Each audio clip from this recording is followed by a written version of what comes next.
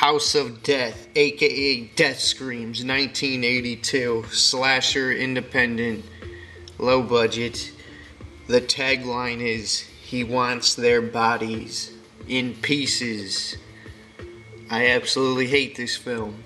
The plot, there is none. There's nothing to invest in. And it really doesn't even kick into a slasher type of element to the last 10 minutes.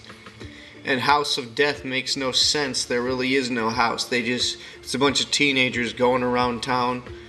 And then there's this fair, carnival going on that takes up the whole second act, about 40 minutes, where there's just a lot of dialogue and it all comes off flat, and then they try to interweave a joke, like a punchline, like every other line from each character, so pretty much the writer's personality comes out in every character. Really, no character has an individuality.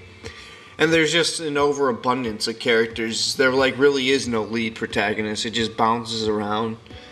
It's really awful. Everyone really hates it, and the whole ending doesn't even make sense. And that's just the spoiler review of it. I give it a D overall.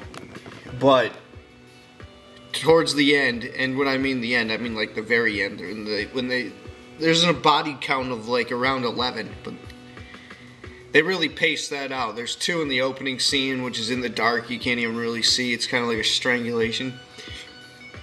And then towards the end is when they really bust out the props. And there's some really awesome deaths. But the whole movie really isn't worth it to see these deaths. But some still pretty unique, awesome deaths. That's only a must-see for hardcore, die-hard 80s slasher fans, really. If you're just a casual, modern slasher fan who's a fan of Texas Chainsaw Massacre and Friday the 13th, I'd pass on it. But anyway, and then they have this police officer. He's the only one who has great one-liners, even though he's a buzzkill most of the movie. He's just going around doing a whole bunch of nothing, and it's just got this own lackluster pace that you can't even compare it to anything to. It just makes no sense. And but then there's some unique deaths, and including a bag over the head, and then it gets to the machete kills. And now I'm gonna do pretty much the rest of this trailer for people who have seen the movie and try to put into words the ending or the whole meaning of this.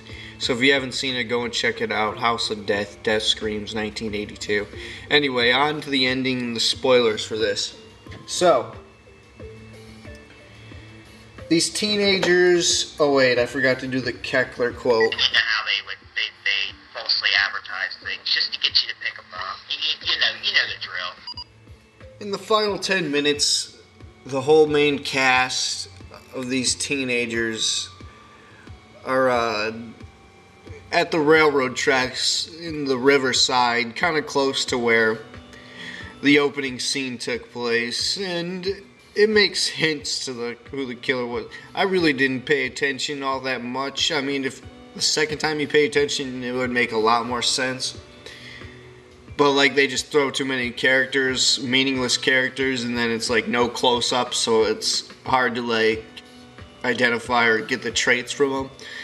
So anyway, all these characters, and then they decide to make it kind of creepy, and they go to the cemetery, which should have worked, but really doesn't. This girl tells a ghost story, and it's not scary at all.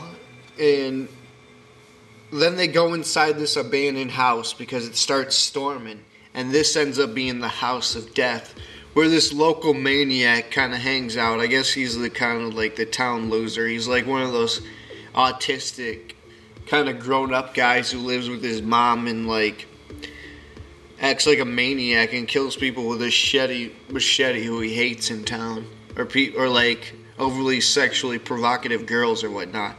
And then it gets towards the end. There's a lot of what the fuck moments and good deaths where this guy gets his head chopped off, and then the girl comes over and messes or nudges his shoulder, then his head falls off, and then this girl gets her bloody torso cut in half, Superstition style. And this guy also gets his hands cut off when he falls into this open cemetery, open grave pit. It's pretty insane. Like, it's like, where do these deaths comes from? Because none of those story had any coherence. And then the sheriff just so happens to like show up at the house. Like, when the killer's revealed, it's just that one 30-something-year-old dude who just like kills him for no reason, and he gets like slashed by the girl in like the most horribly edited scene, like the broken window panel. She slashed him, then he falls out, and then the sheriff, like without even knowing if the guy's the killer or not, he just blows his head up. Just for, I guess they just want him to shove in one more prop scene, and like a bunch of corn syrup flies out. And then the girl's like, why did he do this? And he's like, I don't know. Yeah, didn't Spicoli give that same answer to Mr. Hand at Fast Times at Ridgemont High? I don't know. Except for Spicoli had an excuse. He's a dumb stoner. And this guy's supposed to be the sheriff. I don't know. Oh, that explains a lot for the audience. Unbelievable. He's sober as hell and he doesn't know. Man, they should have wrote that on the chalkboard. I don't know. Just horrible. I really don't know what to say. All I have left to say is D overall. This was JBM from Mr. Creepshow 09, and I'm out. Thanks for watching. And watch the rest of this 80s slasher review marathon that I'm doing on my channel. I'm out.